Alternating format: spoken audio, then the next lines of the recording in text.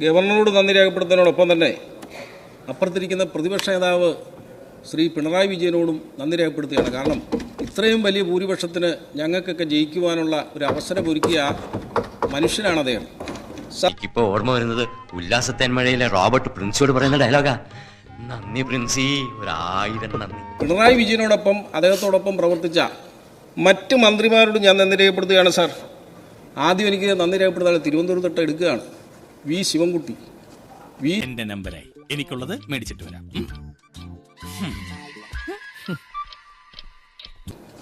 V ശിവൻകുട്ടിയോട് നന്ദി രേഖപ്പെടുത്താതെ പറ്റില്ലല്ലോ.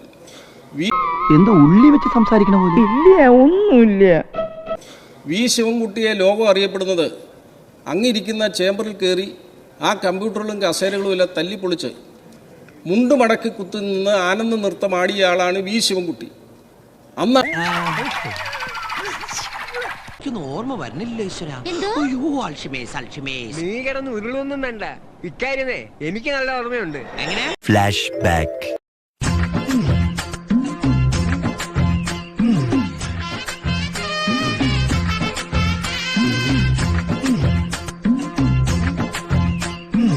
എന്റെ വേളാങ്കണ്ണി മാതാവേ, ഇവന് കുറച്ചു ബുദ്ധി ഉണ്ടായിരുന്നെങ്കിൽ മന്ദബുദ്ധി എന്നെങ്കിലും വിളിക്കായിരുന്നു.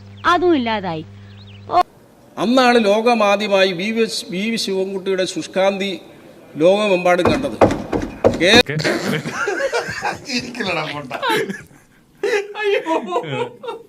കേരളത്തിലെ ഒരു MLA ലോകത്തെമ്പാടും അദ്ദേഹത്തിന്റെ ശുഷ്കാന്തി കാണിച്ച ഒരു സമയമായിരുന്നു അന്ന്. ഞാനന്ന് ഈ നിയമസഭയിലെ അംഗമായിരുന്നു. സാറേ, ഇവനീ പറയുന്നത് എനിക്ക് ദഹിക്കുന്നില്ല കേട്ടോ. അതാണ് ചിലതൊന്നും ചിലർക്കങ്ങോട്ട് ദഹിക്കത്തില്ല. ഇന്ന് തിരുവനന്തപുരം MLA-മാരോട് ചോദിച്ചാൽ അറിയാം. തിരുവനന്തപുരത്തുള്ള ആളുകൾ, അയൽവാസികളൊക്കെ വഴക്കുണ്ടാക്കിയാൽ അവർ പറയുന്നത് ഒരു വാക്കുണ്ട്, പറയല്ലേ. എന്താ മാധവ അത്? നീ എത്ര ചീത്തകൾ വേണേലും വിളിച്ചോ, പക്ഷേ ശിവൻകുട്ടി അണ്ണനെ പോലെ ശുഷ്കാന്തി കാണിക്കരുത്. എന്റെ ഒന്ന് പറഞ്ഞ രണ്ടാമത്തെ തുണി പൊക്കി കാണിക്കും.